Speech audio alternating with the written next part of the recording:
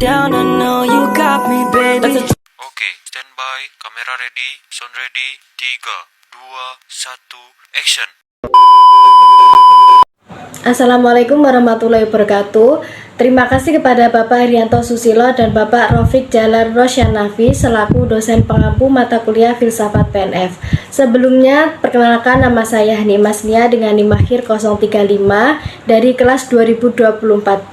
Di sini saya akan menjelaskan mengenai program bimbingan belajar yang termasuk dari program pendidikan nonformal. Materi pertama yaitu saya akan menjelaskan terlebih dahulu mengenai pendidikan nonformal.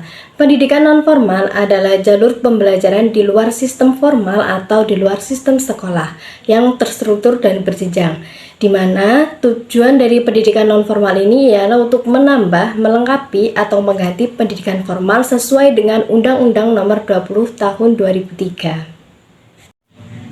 Selanjutnya yaitu penjelasan mengenai program bimbingan belajar atau bimbel, di mana program bimbingan belajar atau bimbel adalah salah satu bentuk pendidikan non-formal yang dijalankan di luar sistem sekolah formal, tetapi tetap memiliki struktur dan tujuan pembelajaran, di mana lembaga atau individu yang menjadi tutor berupaya mengisi kekurangan pendidikan formal dengan pendekatan yang lebih fleksibel dan personal. Biasanya, bimbel atau bimbingan belajar hadir dalam bentuk les privat atau kelompok, dengan materi dan waktu yang disesuaikan dengan kebutuhan siswa, mulai dari persiapan ujian, penguatan materi pelajaran, hingga pengembangan keterampilan belajar, seperti pengelolaan waktu dan strategi menghafal. Materi pertama mengenai makna bimbingan belajar atau bimbel secara ontologi. Materi selanjutnya yaitu mengenai makna bimbingan belajar dalam perspektif filsafat. Yang pertama yaitu secara ontologi atau hakikat keberadaan, di mana keberadaan program bimbingan belajar berlandaskan pada realitas bahwa setiap siswa adalah individu yang unik, memiliki potensi, gaya belajar, serta kendala masing-masing. Bimbel atau bimbingan belajar hadir sebagai respon terhadap realitas tersebut, di mana sebuah interaksi intensional antara tutor dan murid, di mana tutor berfungsi sebagai fasilitator yang membantu mengatasi hambatan belajar dan menyalurkan potensi siswa. Materi kedua yaitu mengenai makna dari bimbel atau bimbingan belajar secara epistemologi. Yang kedua yaitu dalam perspektif epistemologi atau teori pengetahuan, di mana bimbingan belajar hadir untuk menyusun pengetahuan melalui metode yang sistematis dan empiris, di mana diawali dengan tahap diagnostik seperti pengamatan, tes awal, dan wawancara untuk mengidentifikasi masalah belajar. Selanjutnya digunakan intervensi berbasis rasional dan praktis seperti penjelasan konsep, diskusi, latihan soal, dan strategi pembelajaran. Penutupannya berupa evaluasi berkala untuk mengukur kemajuan dialog untuk menjamin bahwa pengetahuan yang diperoleh valid dan terbukti efektif. Materi yang ketiga yaitu mengenai makna bimbingan belajar atau bimbel secara aksiologi. Yang ketiga yaitu dari sisi aksiologi atau nilai dan etika, di mana nilai-nilai mendasar yang mendasari setiap langkah dalam bimbingan belajar yaitu yang pertama nilai kejujuran, yang kedua etika intelektual, di mana nilai kejujuran dan etika intelektual adalah fondasi penting untuk siswa belajar dengan jujur, bertanggung jawab, dan menghormati proses. Kegunaannya sangat praktis yaitu yang pertama meningkatkan kemampuan akademik, yang kedua meningkatkan minat literasi ataupun membentuk karakter mandiri dan disiplin.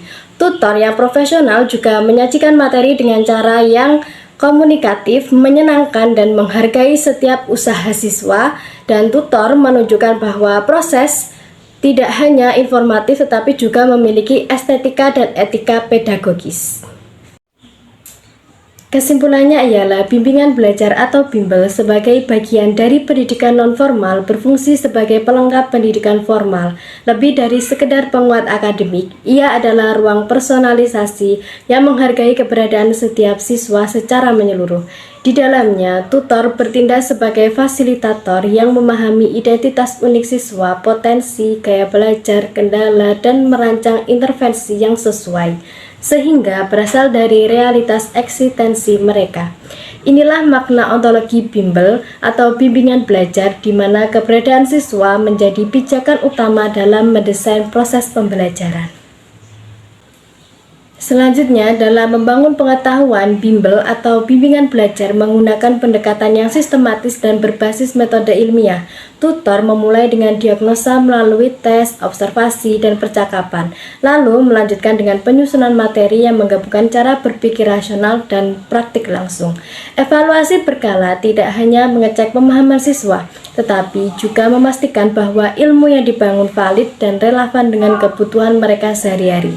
Hal ini mencerminkan epistemologi pembelajaran yang memadukan empirisme dan rasionalitas dalam satu proses yang logis.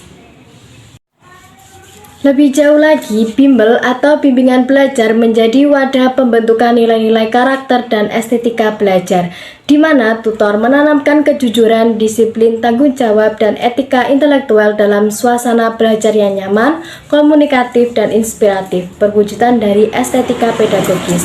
Suasana ini bukan hanya memfasilitasi pemahaman, tetapi juga membentuk rasa hormat terhadap proses dan perkembangan diri, di mana nilai-nilai praktis seperti kemandirian belajar, strategi, dan kesiapan akademik menjadi bukti bahwa bimbel atau bimbingan belajar tidak hanya mengakumulasi pengetahuan, tetapi juga menekankan penggunaan ilmu secara moral dan bermartabat.